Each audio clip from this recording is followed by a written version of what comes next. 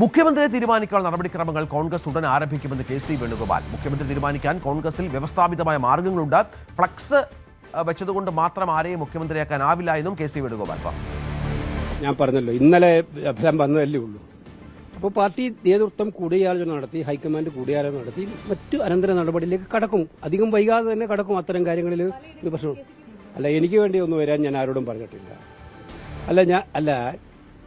ഒരു കാര്യം ഞാൻ പറഞ്ഞുതരാം. ഇതിനകത്ത് വ്യവസ്ഥാപിതമായ മാർഗങ്ങളുണ്ട് പിന്നെ മുഖ്യമന്ത്രിയെ തീരുമാനിക്കാൻ. അല്ലാതെ മറ്റേതെങ്കിലും പ്രചരണത്തിന്റെ രീതിയിൽ ബോർഡ് വെക്കുന്നുണ്ടോ, ബാനർ വെക്കുന്നുണ്ടോ, അത് എന്റെ ആയാലും ആരുടെ ആയാലും വെക്കുന്നുണ്ടോ, മുഖ്യമന്ത്രി തീരുമാനത്തിൽ അതൊരു ഘടകമേ അല്ല. അതെല്ലാം അത്തരം പ്രൊസീജിയേഴ്സിനെ ഡിസ്റ്റർബ് ചെയ്യാനുള്ള പരിശ്രമമായിട്ടേ കാണാൻ പറ്റും.